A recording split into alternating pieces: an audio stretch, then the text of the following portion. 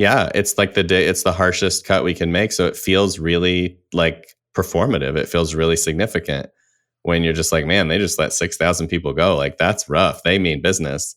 Yeah. And let's move on. Let's not look at the rest of the expenses. Yeah, Like, let's not look at what the CEO's bonus was this year. Right. Exactly. Yeah. Which, by the way, if you lay off people in a year, you should not get a bonus that year. Just a note for any Is that CEOs right? listening. Yeah, that's how I evaluate it. Yeah. Hey, everybody. Welcome to the show. This is Brave New Work, a podcast about reinventing our organizations and the search for a more adaptive and human way of working. I'm Rodney Evans, and I'm joined as always by my co-host, Aaron Dignan. Salute.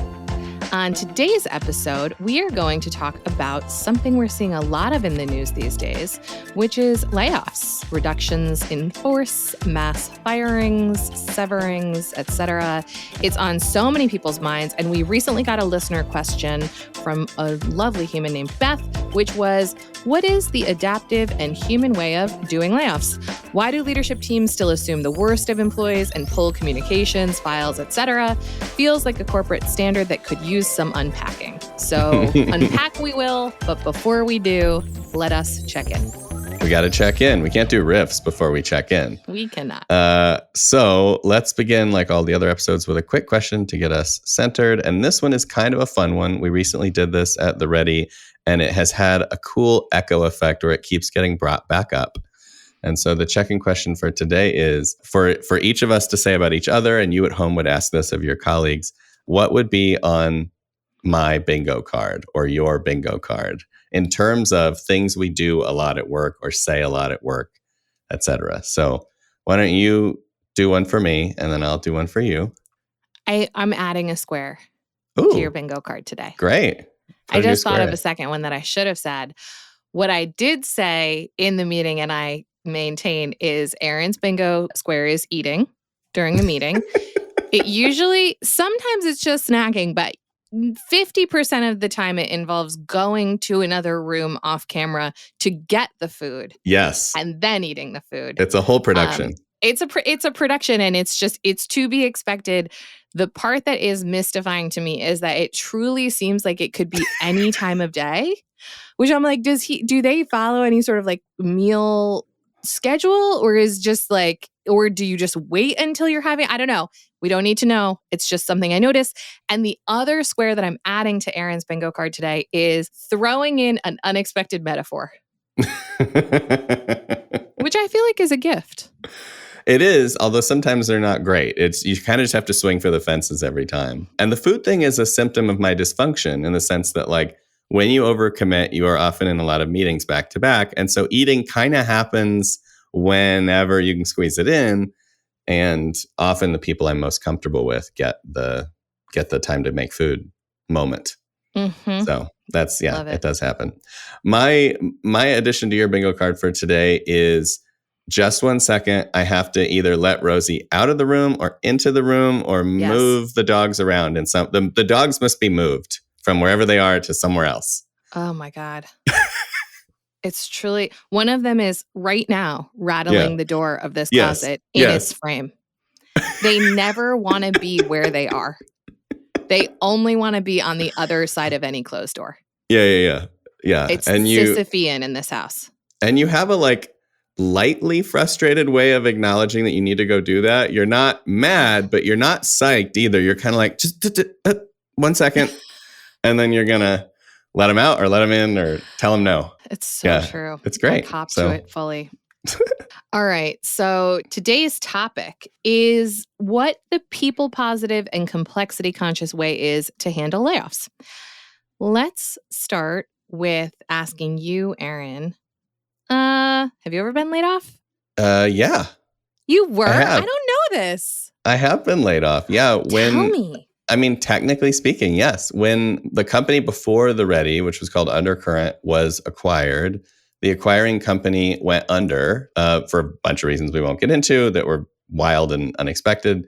And when they went under, they pulled us down with them. And so I was on an airplane, I think, to a speech or something the day that all the people marched in with all the paperwork and basically just let everyone go.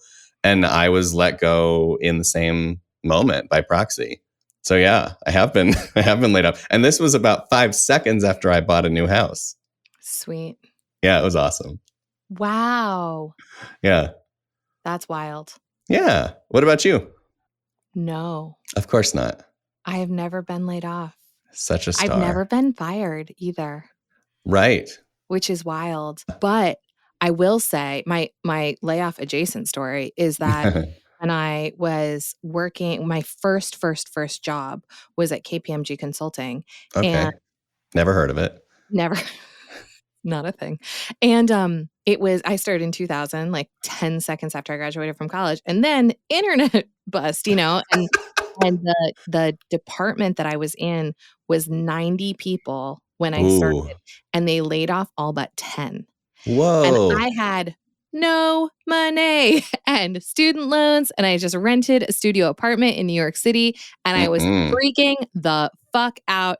And what I didn't know then that I know now is that probably top of the list of reasons they kept me is because I was the cheapest person on Right. the Yeah. You team, were and I cheap worked and all the yeah, time. hard worker who doesn't cost a lot. That's At the easy. time, I was like, wow, I can't, this is so great. This is such a boon to my career. And now I'm like, oh no, this was a cost exercise and I cost the least amount of money. That is But so it was interesting. it was like 3 or 4 weeks after I started. Oh, And I wow. was just So like, just oh, I hot and didn't know heavy. that this could happen. And now all of these people I just met, including my manager, are crying and packing boxes. Well, funny you What should the say that fuck? because Sam Sperlin, our colleague, former guest on the show, friend of the show, Sam Yes. Sperlin, was at Undercurrent 3 weeks when we were all laid off. And that's one of the reasons why he was employee number 1 at the Ready. You're like, I gotta We give had this dude a lifeline. well, like I really want to work with this guy. And That's a nicer way of suddenly, saying that. almost over it. Yeah, so that was really funny. I also got, just on a personal note, a lot of shit from my brother when I was laid off. Like he took that moment, which he knew was probably the only moment he was ever going to get, to like when we Wow, went out to Ben. dinner, be like, so you're unemployed. You okay, Like, buddy? what's that like? Yeah. And we sort of sat in that. He savored that for a bit. I enjoyed it. It was motivation for me. It was grist for the mill to get the Ready started. That's amazing. So, Yeah. so not yet. I haven't had the experience yet. I have a lot of empathy for people who have, and I Totally. was involved in my banking days in hundreds, maybe 1,000, hundreds of layoff conversations. So I have some lived experience on the other side of the table. Yeah, well, and that was sort of where we wanted to go next, was to talk a little bit about, have you had personal experience with that? And it sounds like you've had an enormous amount of So much, personal way more than I experience with ever that. wanted. Yeah. Yeah. What are your reflections on being part of the traditional experience and the traditional process? Yeah. I mean, like a lot of work practices, I feel like one of the things that was really unfortunate about those years is that a bunch of stuff gets smushed together that shouldn't really be. So like, I was working at an investment bank, right? Like during the financial crisis, every bank was shrinking. That was par for the course. The markets were crashing and et cetera. But when selling off a business and trying to get rid of a bunch of low performers and outsourcing a bunch of things and doing straight up, no shit, we have to like refactor how this work is to save money, all becomes one exercise. Yeah. I think it's harder for the people involved, because look, there were a lot of people in those conversations on the other side of the table who were like, yo, I can read the tea leaves. Like, I see what's happening here. Like this desk is being shut down, or this operation is being moved, near shore or offshore or whatever. And they were like perfectly very clear on the environmental context. And also because all of that was lumped together and it was an excuse to deal with a bunch of performance issues that had been ignored or overlooked or punted, it like cast this pall on something that it shouldn't have. Right. Like it could be a clean exercise and instead it's really messy. Yeah, exactly. Yeah. Exactly. Yeah. So my experience was generally, I mean, it was a difficult thing, honestly, to do. Not nearly as difficult for me as for the people who were getting severance packages, but doing, usually 10 to 15 of those meetings a day, Mm-hmm. usually 1 to 2 days a week for months was not super easy to do. No. It was not my No. favorite part of my job, though I did learn a lot from doing it. Sure. Yeah, it is funny to me. I feel like not to jump too far ahead here, but like the pattern of layoffs happening in downturns and hiring happening in when things are looking good, it has a bit of a feast or famine Yes. over adjusted kind of not disciplined vibe to me, in the sense that like when things are good, people overdo it, and when things are bad, they kind of try to claw it all back, and in some ways blame it on the economy, when really you almost want to blame it on the operating system of the economy that encourages that kind of behavior. Because Mhm. there are companies right now, and we've had some of them on the show, like ConvertKit, for example, where they're not doing any layoffs Mhm. because Nathan was like, "Oh, we didn't hire like freaking idiots for the last 2 years." Mhm. Right? Like we just steady state grew our business, kept our heads down. We're smart about it. So we're not 30% bloated. Like we might be Yeah. 2% bloated or 1 or 5% bloated. But when these companies end up having to cut like 20% of their workforce, to me, it begs the question of like, what were you thinking before? And how are you perceiving like the risk reward of playing this game? And what it boils down to for me is they just don't care about the human cost of Mm. playing that game. Like it is beneficial to them economically to drive really hard when times are good and to cut really deep when times are bad. And so the people are just going to be caught in those waves, Yeah. for better or for worse. That's interesting. I was going to ask you why you thought that was. Mm. Yeah. I feel like maybe like having been in some of those rooms when everyone's like, we're in the money, like, let's buy a jet, like I also, I think there are a couple of things that happen like Mm. in the dynamic in addition to what you're saying, which is that Okay. they're not thinking about long-term consequences. But one is just a failure of imagination to think about this ending. Like I just wonder what it is psychologically. We're like, when human beings are in crisis, we're like, this too will pass. And when it's the boom time, we're like, we're never This gonna will die. never end. And it's just Yeah, like, exactly. what happens to us, But I do feel like that is the case. And, how many times have you been in a conversation where there's a really great quarter and people are like, let's buy our competition. And you're like, Right. you cannot afford that. Whoa. Not do that, Yeah. Let's buy Twitter. Yeah, exactly. Right. It's like poor impulse control. So I feel like failure to imagine a time that is not as good as this time is pervasive. Yeah. And then I also think that when things are good, I'm curious your take on this, but I feel like when things are good, this sort of urgency does creep up of like, we have to like capitalize Seize on the this. moment. And like the market's moving and like there's all of this money and there's free, there's free cash flowing and there's investment dollars flowing. And like, if we don't snatch it, someone else will. And I feel like that begets a like real growth at all cost and like real sense of urgency that does not look great in the rear view usually. I struggle with this one the most personally. I don't struggle as much with the other variables, but I struggle with this idea, and it's a wrong-headed idea, that like the winners of this game right now as it sits on the field are like that's all that there's ever going to be. There's and the just reality, the one time. Right? And it's just like, oh, if we don't seize the opportunity now, if we don't open in Japan now, then we'll never get to. Mm-hmm. And that psychology does creep in, but then the metaphor to my bingo card. Let's hear it. That I liken this to is like, are we playing one game of musical chairs, or are there many games of musical chairs going on in the room? And if you have the one game mindset, you're like, there's only 7 chairs left. Like we got to go, we got to jump. Get a seat. But if you pull out just a little bit and look out at the broader landscape, you're like, wait a second. there isn't one game to win here. There's these waves of games happening in every industry all the time. And the next thing that is going to matter is always around the corner. So like, yeah, it's okay if we don't completely dominate our industry during this 1-3 year uptick, because guess what? It's going to get disrupted anyway. Yeah. In the next downturn, something's going to happen and then it's going to be completely different. And then that won't matter.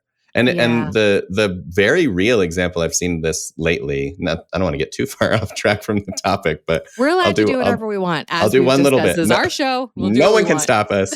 There's no executive producer. The thing that I've noticed is if you look at the example of like a company that does design might have been like, all right, this is the moment we need to hire all the designers that matter. If we don't get all of them while we're flush, we'll lose to the competition because they'll have the better designers. And that sounds totally right on paper. But if you look at what's happened with AI design over the last 2 years, where you can now just go to a service and type in like, I want to see a shoe floating in the air over a pyramid. And the AI just makes that shit happen. You look at that and you're like, ruh-roh, I hope I don't have 400 amazing designers working for me in 5 years, because it's a whole new game then. Yeah. And like that to me is the thing I have to keep reminding myself of when times are good, is like, look around the corner, not just at winning the musical chairs that you're in. And part of that means saving some powder for what's next. Part of that means investing in what's next. And part of that means just like keep a cool head. So yeah, it's and placing multiple bets. Like not being like, this is the only, this is the only game in town. Yeah, that's really interesting. Yeah. And you do sort of, you notice in the tenor of a lot of these announcements that there is a leader usually, or a couple of leaders being like, we got it wrong. Can we talk about that? Fired. Can we pivot to the announcements? Because that's what I really want to drag. Sure. Speaking of AI, the we're laying people off announcement pretty much can be written by AI from now on. Because it's the same fucking note every time.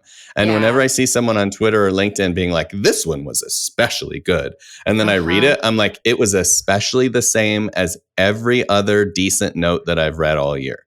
Yeah. What bugs you about that?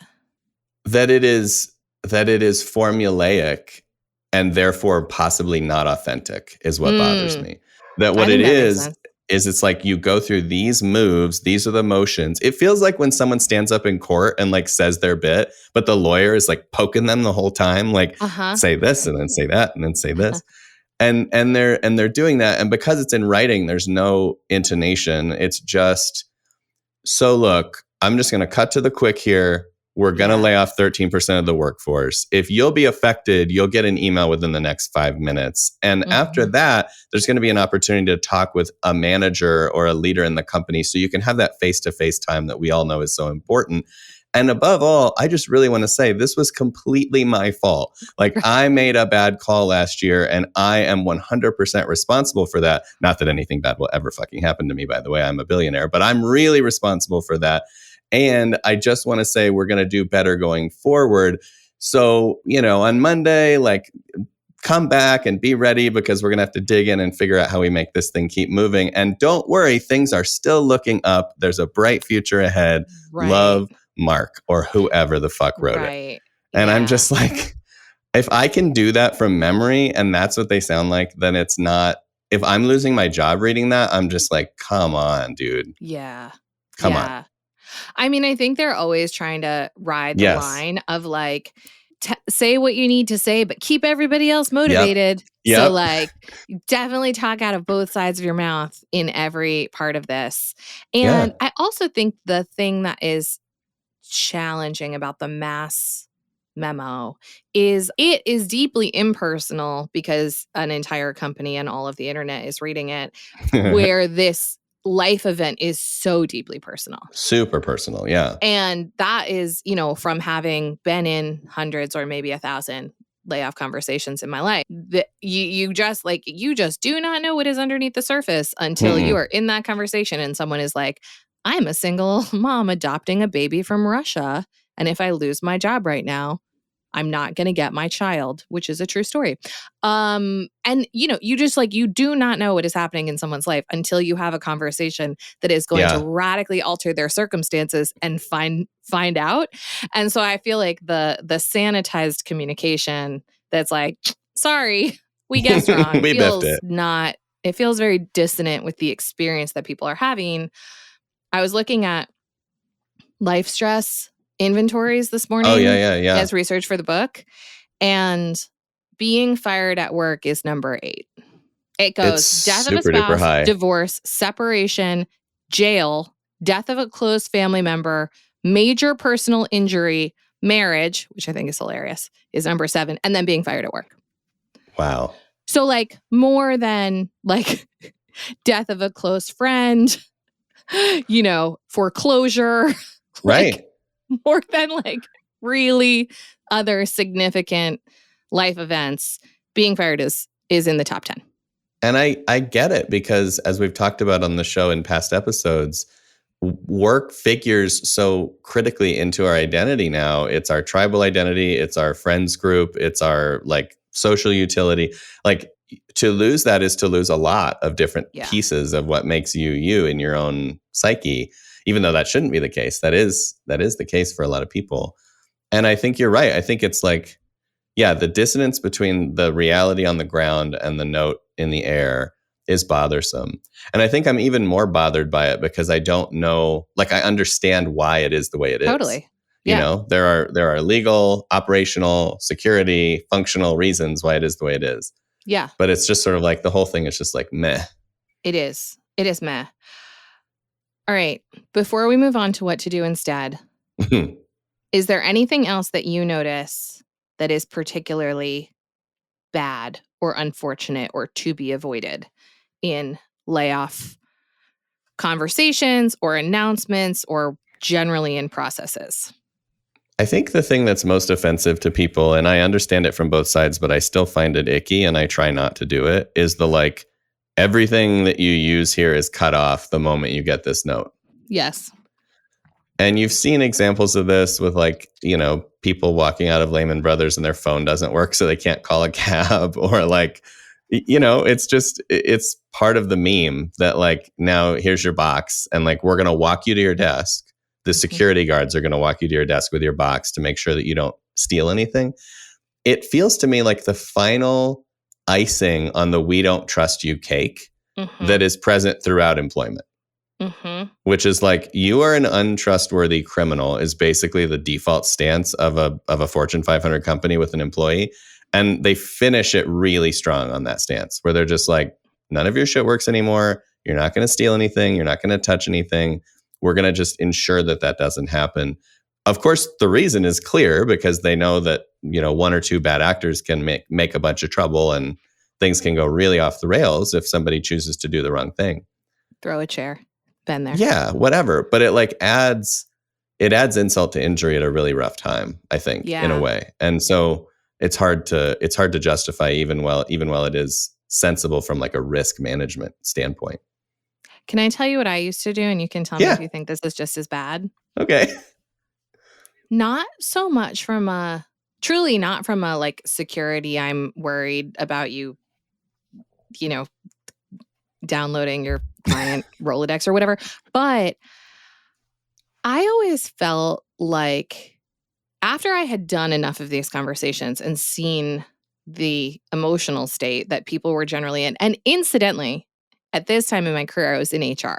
So the manager who was delivering the message was generally also a basket case. And the person being laid off was usually fairly shell-shocked in the moment. And my job was to be okay, manager, you're done now. Because if you stay here, you're going to make this about you. And nobody needs that. So off you go. We're good. And I'm going to stay here and, help this person out of this building. And what I started doing, I felt sending people to their desk, even without a box or security or anything like that, was the most denigrating walk of shame. Right. That you could do to someone. Go clear out your shit. open plan environments. Right. And I'm going to send you. So everybody probably knows at this point what's happened because they've all stopped working and they're just like watching the conference room door. And now you have to go back to your desk and either not make eye contact with your coworkers, At potentially of years or decades, or answer their questions about what has happened to you, which incidentally is really a question about whether they're going to get fired next. And hold it together while you're trying to like grab your belongings. So what I started doing was once we got through the severance package conversation, assuming that the person was like, you know, relatively okay, I would be like, look, I don't think you should go back to your desk because people are going to ask you a bunch of questions. How about I go to your desk, I'll get whatever you need for today, I'll call you a car, and I will have everything in your desk packed up and sent to your house if you want to just go to the elevator. 9.8 times out of 10, people were like, that. Hell yeah. Let's take that. Door number one. Let me into the elevator right now. Is there an elevator in this room, perhaps? I started actually later on, I started doing it on a different floor for that reason, so that people just didn't even have to worry about standing. Well, I worked in a very tall building, standing and waiting by the elevator while their colleagues were like, are you coming to lunch? And they're like, not today or ever again, as it turns out. I don't know. What do you think about that? I think it's really smart. Do you think it's worse? No, because I think what you're doing there is you're thinking about them, which is nice. So like right out of the gate, just some like user-centered design where it's like, what would I want? What would be uncomfortable for them? How can I make them more comfortable?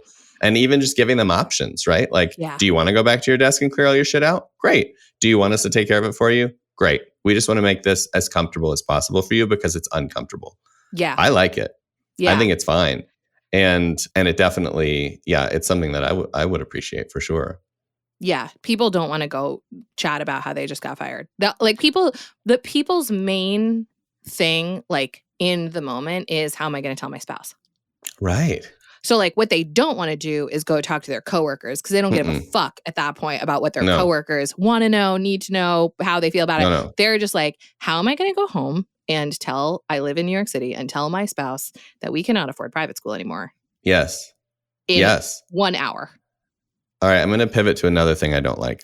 Okay. Related and sort of connected. The next speech that happens after all those people leave the building is the speech where someone comes out and is like, let's hear it, everybody. Everything's going to be fine, yada, yada. It's a version of the note I just read. But here's the thing they often say, in my experience, that I find really gross, is they're like, those people are gone. We'll never speak of them again.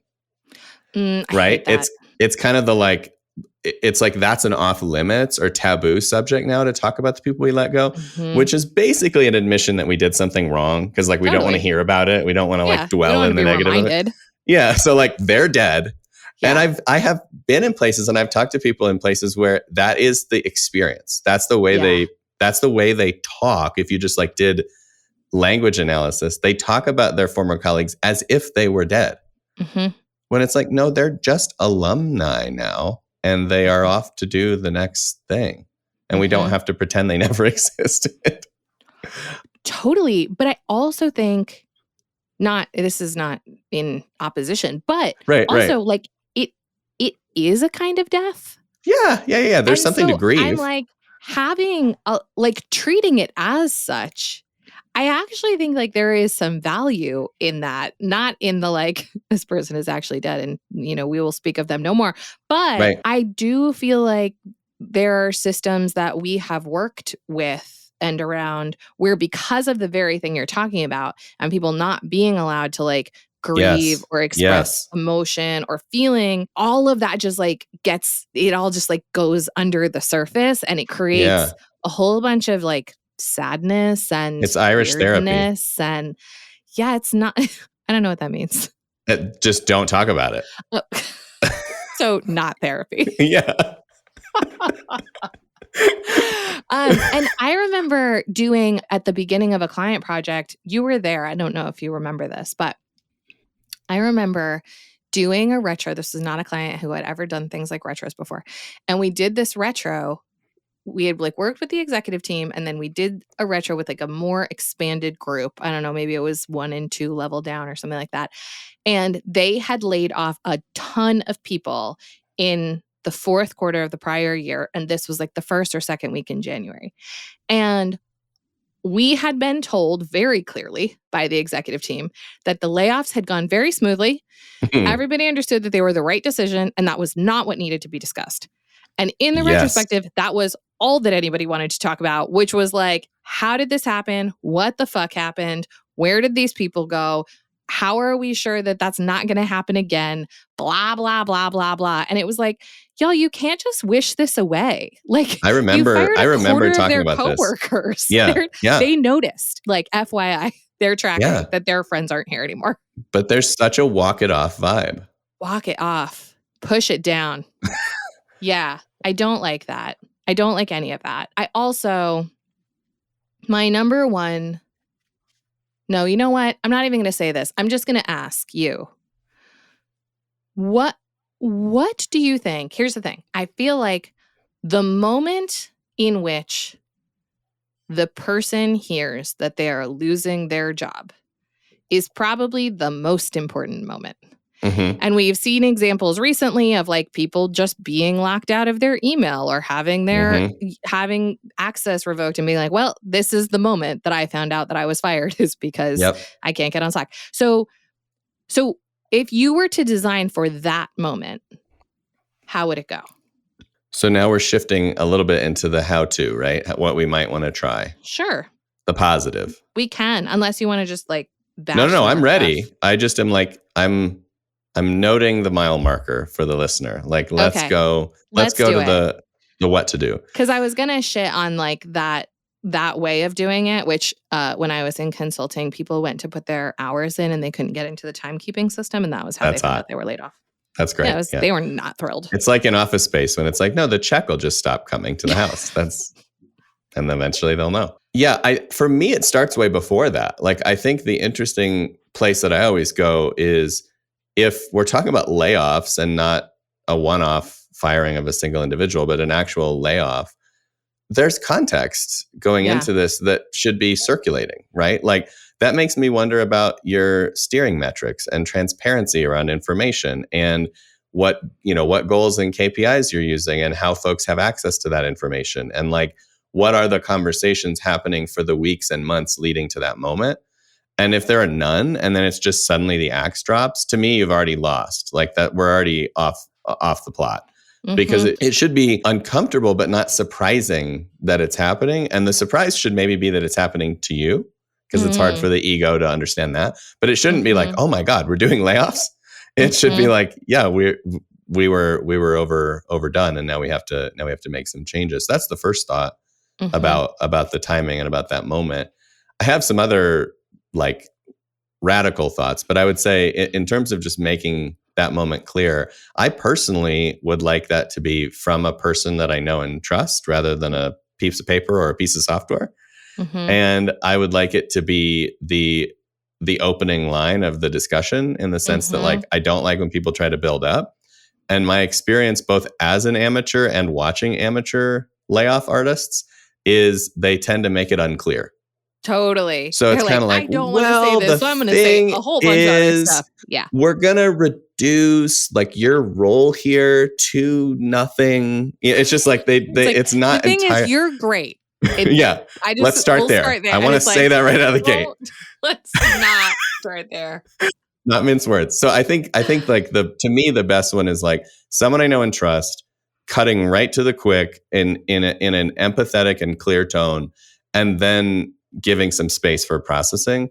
And that is, to me, like varsity art form. Like, if you've done it 1,000 times, you're probably really good at it, but most people aren't. And nailing that, like, this is your last day, here's the deal, in a way where they still feel like you care about them as a human being is like, that's tough. Okay. Even over time. Would you rather have someone you know and trust or someone who's really good at it, if those can't be the same person? Someone who's really good at it. Yeah. I think that's the move. Personally, because the danger zone occurs in the other scenario. which is like, I love and like trust you, and you're making a mess of this. And so now I'm really confused and I'm really upset. Yeah. And I feel violated in a like interpersonal way that was not on the table if it was a random person that has the skill. By the way, I don't know if you've seen the movie Up in the Air with George Clooney, but yeah, I mean, like I basically was that person, but right. And that's what I was sort of thinking as you were talking about your experience. And I was like, that movie does a good job of showing both the inhumane and the humane sides of that job, and like what it looks like to try to do it well and also really poorly. But I was thinking about some of the discussions they have in that script where the George Clooney character is like, this is the worst day of their lives. Like you need to hold them in like this kind of comfort and this kind of clarity, and like don't do all this other stuff. Yeah. And I always thought that was like interesting, because you think of that character and that role in your life, that layoff person is like a really bad person. But to hear him be like, no, I'm like a doctor. Like this is a calling. This is an important moment, and I'm going to try to do this well. I thought that was very interesting. I feel like, having laid a lot of people off who I had never met before, I would probably rather have someone competent also, because in that moment when people are in free fall, having a person across the table from you who is rock solid, stable, and who's like, I know how this is going to go. Yep. I have it from here. This is what's next. I used to say, as soon as the manager delivered their spiel and left the room, the first thing I used to say to people is, you're not going to remember the next 3 minutes. Don't even try, and don't even worry about it. I'm going to give you the highlights and my phone number, and we're going to get you out of here. It's all in the packet. Because people are like, their system is completely flooded with adrenaline. They cannot make sense of what's happening in that moment. And so I would just be like, you don't need to worry about that right now. We're just going to get through the next 10 minutes, and then we're going to talk tomorrow. Yep. And generally speaking, that went better than the super emo connected manager where they're like weeping together. I remember I worked with a guy who's probably listening to this right now, and he asked for my advice on this was a firing. He asked for my advice on how to end this conversation, how to have this firing conversation with this man who he had known for a really long time. And I gave him my advice, which was basically what I just said to you. I was like, know what you need to say it clearly, say it quickly, make it clear the door is open, and get them out so that they can go and deal with their feelings, not in front of you, because they don't want to do it in front of you. Right. And he did not listen to me, because he is a very kind and empathic person. And the conversation lasted for 4.5 hours. Perfect. And he was like, okay, now I understand. And I'm like, the thing that people, it's sort of like when you're in a difficult performance conversation, the thing that people miss is that they think that if they keep, or like a difficult breakup conversation, like they think if they keep talking about it, at some point it's going to make sense and feel good. Yeah. It's not going to make sense, and it's not going to feel good in that conversation ever. So at least make it short. Right. Like, it's bad. Do it quickly. Yeah. And the other metaphor I would say is like, you go to a restaurant, they get your order wrong. Do you want to talk about it and argue about it with them for 2 hours, or you just want to like get your food and go? Yeah. Right. Like, there's no scenario where you feel good after 2 hours of arguing about what it should have been. Exactly. It's just like, no, it's not that. And also I find, for what it's worth, that when things get long, often it turns to the manager or the leader and what's wrong with them and how they created this condition. And it becomes a review, essentially, which is in some cases valid, but not helpful in that conversation, and not really appropriate, where it's just like, this would be different if you had onboarded me correctly. And then the bad like layoff person will take that bait and be like, well, let's talk about that. Let's get it right. And it's the decision isn't going to change. So the rest of this is conjecture that will ultimately be painful for everyone involved. Yeah. And I guess, this episode could be 2 hours long. I think the other thing that I'm really bullish on when you talk about like what's a good layoff, et cetera, is was a layoff the only move? Well, sure.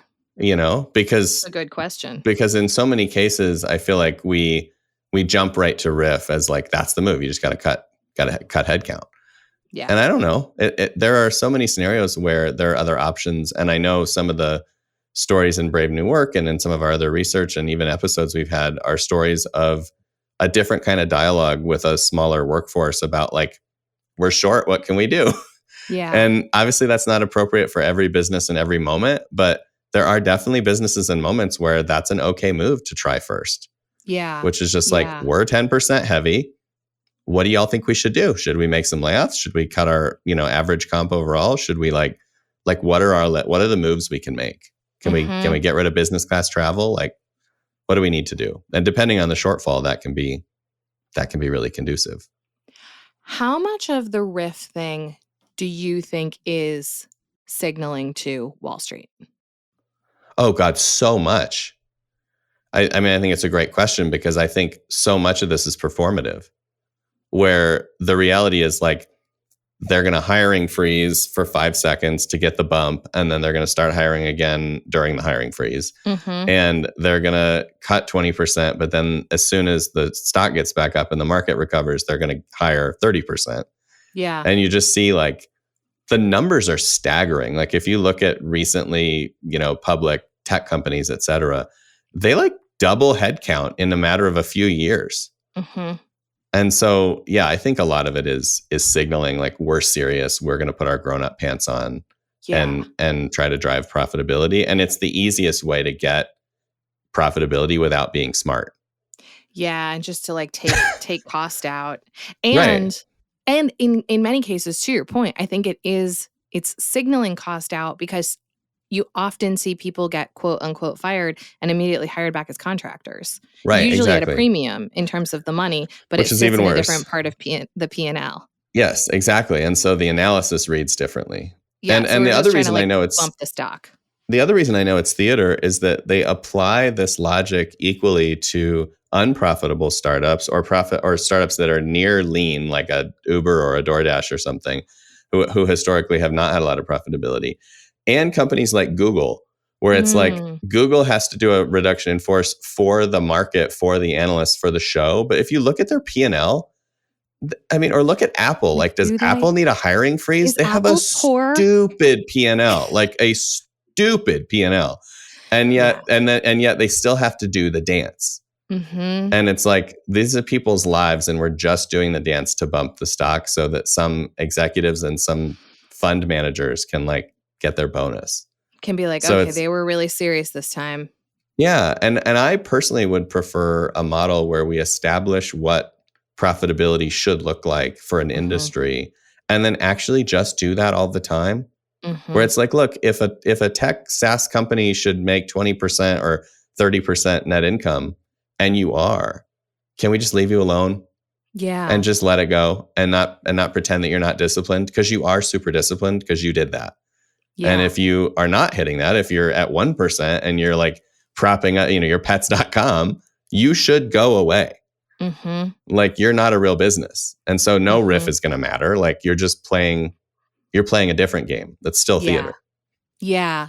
And I think that to me, if there is cost out to be done that's important for the health of the business, then and that needs to be done publicly because of shareholder confidence or board or whatever, then why is that not a more holistic take? Like, it does seem like usually it's like, so we're going to fire 11% of people because we made mistakes. And I'm like, well, there are other ways to take costs out of a business. Like, this isn't the only one. So what is first of all, what's the number that you're trying to hit? That's never part of the conversation, which I would be interested in.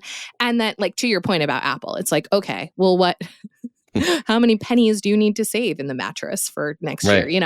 And so if that is the strategy, what are the other levers you're pulling? Why is this the only lever that we lean on? Is there an element of it that's like, it feels dramatic because of the human cost, and so that is the one that is like, oh, we're really digging deep.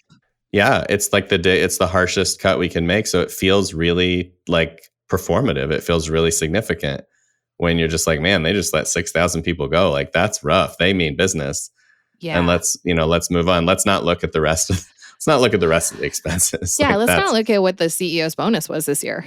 right. Exactly. Yeah. Which, by the way, if you lay off people in a year, you should not get a bonus that year. Just a note for any Is that CEOs right? listening. Yeah, that's how I evaluate it. Yeah. That's where you come down on that one. Yeah, Is that like you you should did. not get a bunch of variable comp when you fired a bunch of people. I just think maybe not. And that's Okay. just like a basic humanist It's a principle that I controversial hold. take. I know it kind of is on Wall Street, but that's It very much is. that's in my tech. 2 cents. Yeah. Yeah, They're like, okay, look I at what a love it. great job I did firing all these people. Where's my Yeah, bonus? well, that was hard work they had to do from Yeah, wherever they to were. create and eliminate in. those jobs in the same calendar year. Aaron, they had to draft that memo. Yeah, that's true. And you know how hard it was to draft? They had to copy another one and click Control V, Control P. Or Control C, Control V, and put their name at the bottom. Okay, so one of the questions that was in this episode guide was, with our people positive and complexity conscious hats on, what would we recommend? And what that sparks for me is in an exercise where we do have to say goodbye to colleagues for cost reasons. Yep. Might we actually separate the people positive and complexity conscious frames? So one of the things that I'm noticing in this conversation is that this is a highly emotional event for the people locally involved, and it is a highly operational event For everyone else. and sort of surgical event for people who are farther removed. And most of the workflow just pretends that it's all one event. So it's like the severance number and us thanking you for your service and your outplacement support and hugs from the manager and it's all one thing. Like it's in one binder and it's one conversation with one person. And what I'm wondering is, how might we parse actually the very operational part of it from the relational part of it? Nice. And have either two separate events or two different ways of moving through those processes that aren't commingled. I can see a quadrant in my head. Oh my God, we have to stop making quadrants. It's become our bingo, our shared bingo square is on this podcast making a 4-box grid. Here's what I'm hearing. I'm hearing on the emotional side of this, there's an experience that's being had by the person being laid off and everyone left behind. And so how do we process that? And we've talked about some like positive practices there around making space for grief and having real conversations and like how we do it and close to the elevator and all that kind of stuff. Yep. So that's like those 2 buckets. And then the other 2 buckets are the operational, what happens after. And I actually think in both cases, super anemic. Mm-hmm. So in most cases, they're like, oh yeah, here's the packet. There's outplacement services and they are trash. Mm-hmm. And we're not really going to help you find your next thing. We don't really care about that, like to the level that we could care about it. And on the same token, in the internal, it's like, we're going to figure out how this all works on Monday, but we're not really going to figure it out. We're just going to ask you all to work like 60 hours a week while we kind of slowly rebuild the Lego structure. And I think it would be very cool, to your point, to take a much more aggressive stance on the second half, on the operational for both parties, what happens after moment, and spend less time on the former, which is like, the former can be clean, it can be tight, it can be authentic, it can be open, it can be whatever. But like that's over fairly quickly. And then we're into the what's next part. And it would be amazing to have truly exceptional placement and career services for the departed folks. And to have like real OS level, let's fix our role mix, our do like a proper role workshop with what's left of the team the next week to just like figure out what's going to happen, what's not going to happen, what can be punted, like all that shit. I think that would be extraordinary. And both of those moves would be unusual, I think, compared to the mean. Yeah. It's also, I'm thinking about the order this happens in. And one thing that I think, since, like I said, in my experience, when you're giving someone the information in the moment, they can't retain it. But you can't just say, you're being let go, no information about anything else. Right. So one thing that I like is the idea of communicating broadly or just having an agreement or policy about what we do when we lay people off so that we don't have to explain that in the moment. People can already know that. And if we are going to announce something that's like some number of people will be let go and here is what they will get, then when we do that should be followed fairly quickly by something that is only to help with the emotional support in the transition moment by someone who knows what the fuck they're doing. Yes. And then to your point, then there's the group thing afterward, which is both help them process and understand what's going on and grief and all of the other things. Because also everybody else has that moment of like, I didn't even know this was possible. Yeah. And like, oh my God, like I didn't even know that Jeff like could be fired. And he's just, that could be me. Everybody's like, that could be me, you know?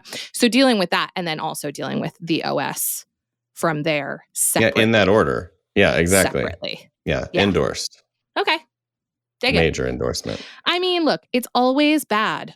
It's always bad. It's never good. But don't wait until you have to lay people off to get rid of poor performers because it makes the good performers who lay off feel like shit.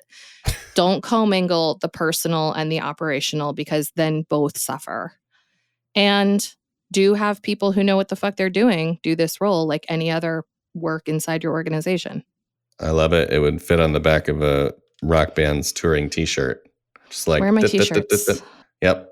The people want t-shirts, Aaron. Yeah. And ideally, instead of saying I screwed up, don't screw up. Just a thought. Don't screw up. Don't take a bonus if you do. Right? I mean, I'm just saying, I've been at this for a long time and I've only done like true layoffs once in 20 years. So like, just don't be like that if you can avoid it. Be a little bit more disciplined. And if you do it, don't take that Christmas bonus. You're not getting Jelly of the Month Club this year. Love it. That feels like a place to wrap it. Y'all feel free to throw us more questions about this topic. I feel like we just scratched the surface of it today, and there's probably a lot more to say that will be prompted by your thinking and ideas and prompts. So send them to us at Podcast at the Ready. Yeah, and fire off a review while you're at it. Let folks know how you're enjoying the show on whatever platform you listen on. A quick tip of the hat to Taylor Marvin, as always, for making us sound good.